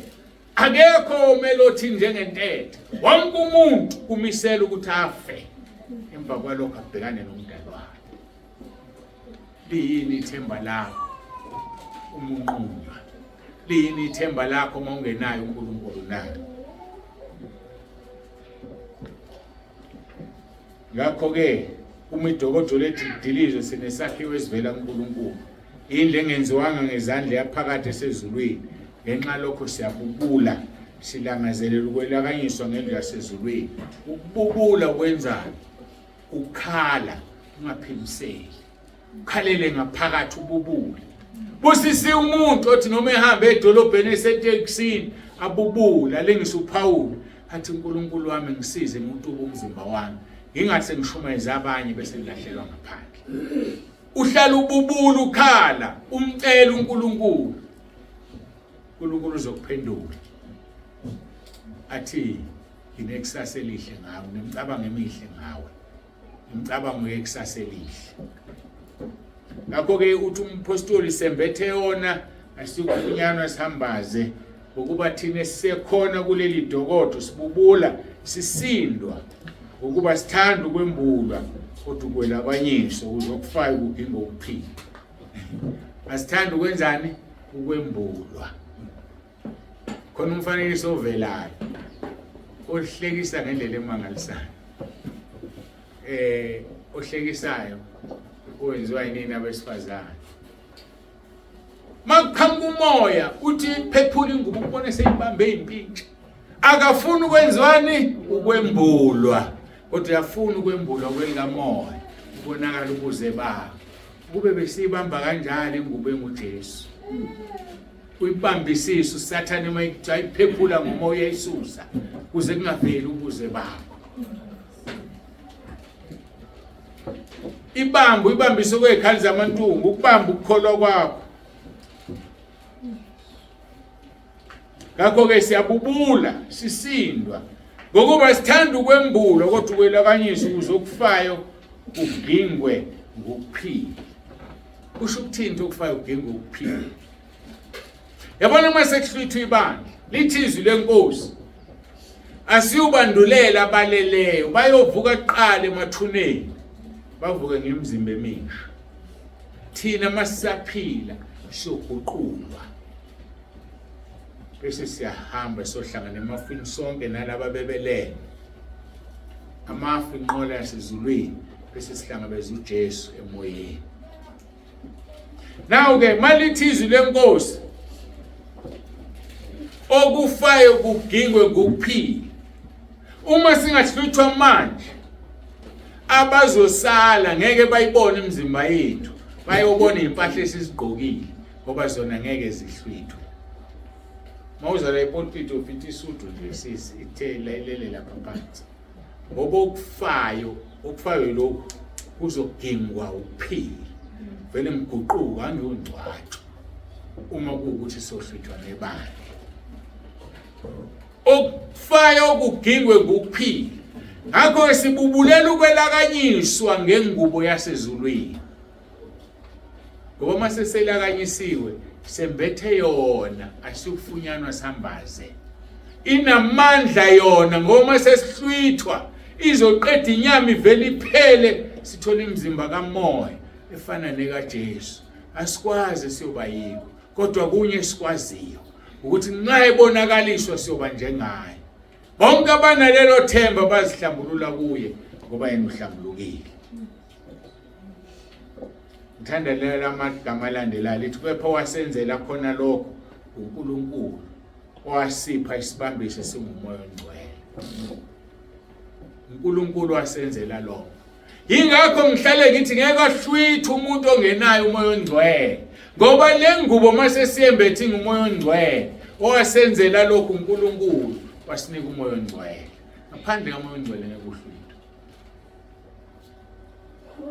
Ngoba umoya ongcwele ilo mzimba ozosithatha udlele inyama sibe nemizimba ekhazimulayo, imizimba efana nekaJesu.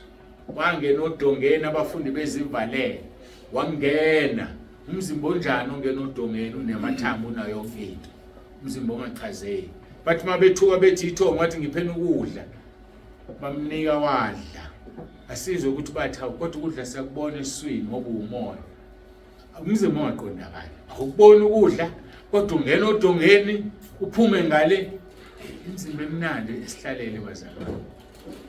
Kufanele sidele konke okwezwe ngoba izwi liyadlula nenkani yayo kodwa wenza izwi likaNkulunkulu uzoma kuze kube phakade. Ngakho ke sima isibindi ngesikhathi sonke sazi ukuthi nxa ikhaya lethu lisesemzimbeni sahlukene nekhaya lisenkosini ukuba sihamba ngokukholwa asihambi ngokubona. Singathanda kakhulu kwahlukana nekhaya lisemzimbeni sihlale ekhaya lisenkosini. Ngalokho futhi noma sisekhaya noma sahlukene nalo sihlose into eyodwa ukuthi sibe ngabathandekayo kuye. Yini oyihlosile wena? Ngithe ngiqala inkonzo ngathi uNkulunkulu ubuka inhloso yokwenza kwakho into. Namanje khona abakholwayo ngezinye inhloso. Khona abahlezi la ngenhloso zabo. Abanye izingane zethu athi yashela umfana ithi ingane hayi thina ebandleni lethu, hayi thina ebandle hayi uJesu ukhulunywa ngebandla. Oh kusho njalo ebandleni leni ngoba ngiyakufuna kulungile ngizofika enkonzweni. Akhonze umfana iminyaka emibili unyaka owodwa ashone kumfundisi athi uNkulunkulu uthi angishade nobani kanti bayaqalane ngaphandle. Inhloso yakhe ula ebandleni nje ulandela lengane yakho. Nayo ke ishadeke kushada. Ube buhlungu umshado. Isivela lempisi ebesithi yimvu. Abanye bahleze emshadweni abiyashisa ibuhlungu ngoba bakhohlisa ibandla bathi uNkulunkulu uthenga zangasho bayafisa ukuphuma kule mshado akuphumeki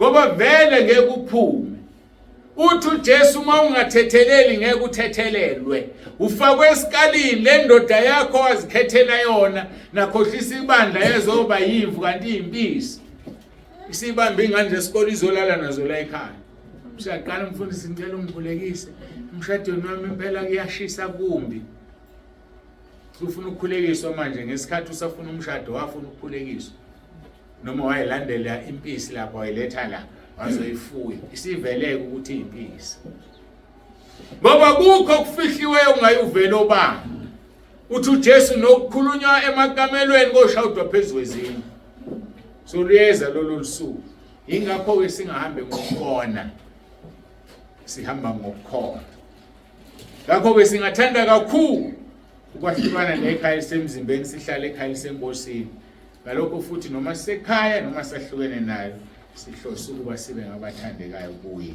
ukuba thina sonke simelwe ukubonakaliswa phambi kwesihlalo sokwahlulelwa sikaKristu ukuze yilo naloyo amukele njengalokho akwenzileyo sesemzimbeni noma kuhle noma kubi kafushane ngifuna ukuchaza lento isihlalo sokwahlulela sikaKristu asifani nosuku lokwahlulelwa isihlalo sokwahlulelwa sikaKristu la kuzohlulelwa khona abazalwane thina siuhlulelwa nezwe uzohlulelwa wena la imisebenzi izofakwa emlilweni ichekhwe ukuthi igenuine noma iyasha usunikwa njengalokho okwenzileyo bese abazophuma lapho be right bona bazohlulela izwe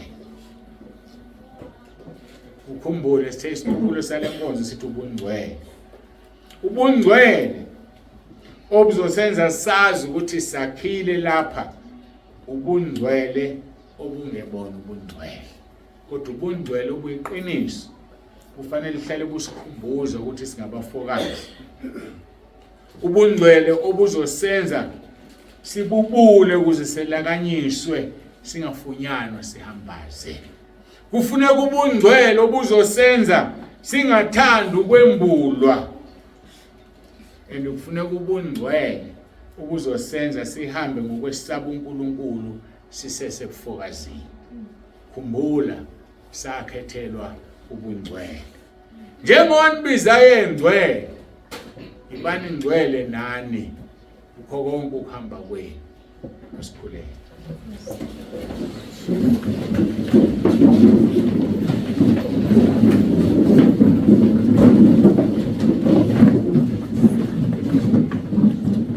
Baba wethu ongcwele baba wethu olungileyo siyazithoba phambi kobuso bakho siyabonga uthando esithande ngalo siyabonga Nkosi usifundisa ngobungcwele isifundo lesesijulile siyabona ukuthi senkonzweni ka7 kodwa sikakaqali ukufunda ngobungcwele siyacela Nkosi usisize ukuba silizwe izwi lakho silenze sibe ngcwele phambi kobuso bakho ubungcwele wabufuna kumngani wakho uAbraham ozibiza ngaye namhlanje ukuthi uNkulunkulu kaAbraham uNkulunkulu kaIsaka uNkulunkulu kaJakobe wathi akahambe phambi kwakho engenasici namhlanje uyafuna ukungcwele kuthini ngoba ushilo kuGalatia 3:7 wathi abakholwayo ibona abangamadodana kaAbraham owathi zonke izizwe zobusiswa kuAbraham uma ke singamadodana loyo wafuna ukungcwele kuye sizosala kanjani thina singabi ngcwele na sisizeke Nkosi kube lona loyo abengcwele phambi kobuso bakho singafunaki ukuba ngcwele kubantu ngoba masingcwele kuwe kuzozenzekela ukuthi sibe ngcwele kubantu ngoba masinaka ukuba ngcwele kubantu asizuba ngcwele kuwe sizothokozisa abantu siyakubonga ke Nkosi ngale nkonzo busisa le ndawo busise Nkosi abantwana bakho abakhonzela la zonke insuku busise Nkosi ubaba waleli khaya nomama nabantwana baleli khaya ukuba Nkosi sebenikele kangaka leminyaka sikhonzela lapha bangalahlwa ngaphandle ubakhumbule Nkosi embusweni wakho ubakhumbule Nkosi ukuba bangene banikelile ngakho konke abanakho ushilo futhi ezweni lawo wathi loyo uphuzisa umprofeti inkezo yamanje yothola isibusiso somprofeti. Ngiyathandaza ke Nkosi ukuthi njengoba bevula ngalendlela bevulela ibandla lakho bathola isibusiso sebandla bebancane bebangaka ngoba ibandla lingelakho walithenga ngegazi lakho.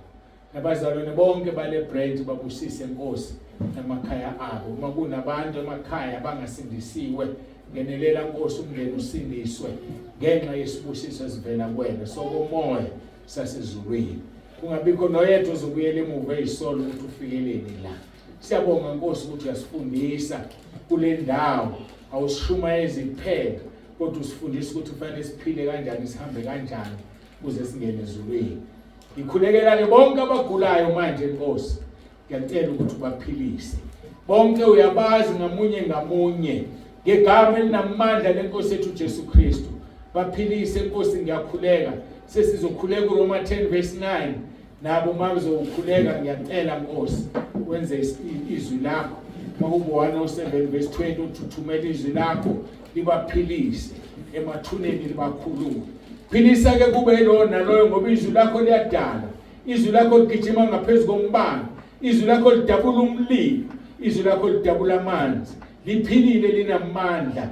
Lihlaba lahlukanisa umkanja namalunga. Lihlaba lahlukanisa umoya nomphefumulo. Lahlulela imicabango nezizindla kukho kusithekile ongekho bani. Izwi lakho linguqobo. Izwi lakho ilona elisiphilisayo. Athi uPetros ngayanga masuka kuwe ngobonke amazokuphila kuwena. Siyabonga Nkosi usenzele konke esikudingayo. Kuyosala kithi asinakuzilandulela phambi kobuso bakho. uJesu Kristu inkosi. Amen.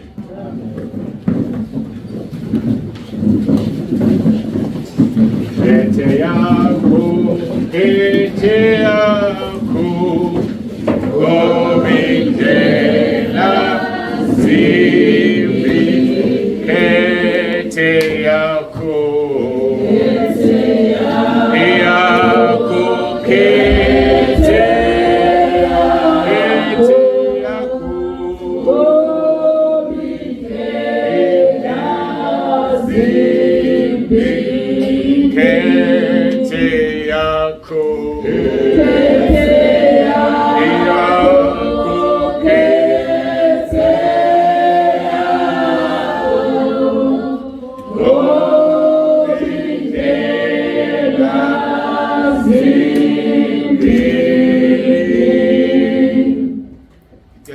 Ithuba imchazela uRoma 10:9 ukukhuleka abantu bezwe kuphela, ukukhuleka abantu abafuna ukuvula umnyango wezulu, ukuthi Nkosi makwenzeka ngihamba ingene ekhaya ezulwini, makwenzeka Nkosi ngiphile emhlabeni sengikhulekile uRoma 10 amvuma izono zami, angibabhadiswe ngigcwaliswe ngamandla kaMoya oNgcwele ngoba ngeke uhlwithwe Moya oNgcwele ngekho.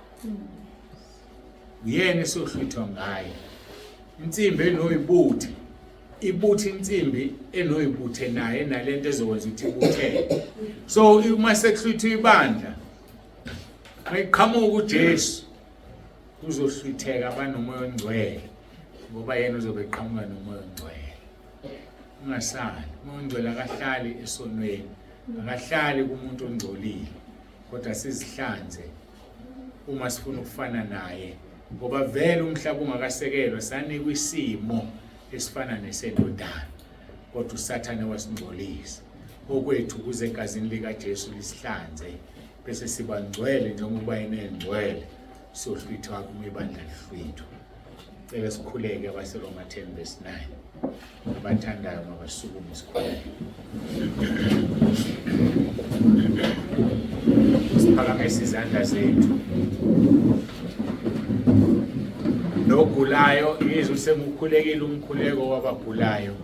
Ngiyacela mawuzazi ukuthi yagula usukume usho Roma 10:9 ngoba lo mkhuleko uzoba namandla mawuthandazela uRoma 10:9. Masikhuleke. Nkosi Jesu, ngiyavuma ngomlomo wami ukuthi uyinkosi. Ngiyakholwa enhlizweni yami ukuthi ukuthi uNkulunkulu wakuvusa Nkosi Jesu kwabafileyo. Ngiyakhuleka egameni lakho Nkosi Jesu.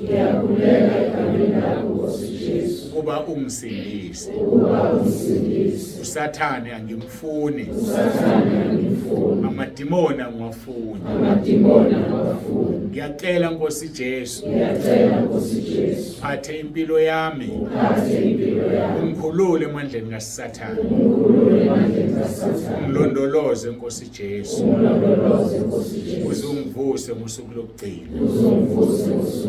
Ngiyabonga egameni lakho Nkosi Jesu. Amen. Ngicela ukunikhulekela ke nesamili nje. Baba egameni lomfowethu uJesu, nanti ibandla lakho elakhiwa amabandla amaningi ahlukene. Ngiyacela Nkosi ubangcwelise, ubahlanze ngegazi lakho. Ngishisa ikhodi yasemkhathini elokhu iqhubeka ibonisa phansi kwelanga. Mabakhululwe ngegama elinamandla lenkosi yethu Jesu Kristu. Phezulu kwalemzimba yabo ngithi uJesu Kristu inkosi. uJesu Kristu inkosi. Mabakhululwe Nkosi, abagulayo baphiliswe. Ngithuma izwi lakhe linamandla njengokweHubo 107 verse 20. Baphilise Nkosi. Siyabonga udumo lonke silinikeza wena. Siyabonga ngoba usubaphilisile. Siyabonga usubangcwelisile abadinga ukungcweliswa. Sithembe yona leyo nto Philip 1 verse 6 ukuthi mawusuqalile umsebenzi uzowufeza ngoba uNkulunkulu ofezayo uJesu Kristu inkosi. Amen. Ngiyabonga kakhulu sesingahlala phansi. Buyiseleke konke umphathi wohlelo. Yena owaziyo ukuthi kulandelani kwenzakalani. Mina angazi. Ngibe ngikwazi ilokho esengikwenzisile. Nakho kwenziwanga yimina, ngabwenza iphutha nje mothweni insibande kwenza u1 ku3. Ngoba nami angazi ngenzeni, kodwa sekwenzekileke konke. Fihlalo ithi nambe ngihlezi phansi njengawe.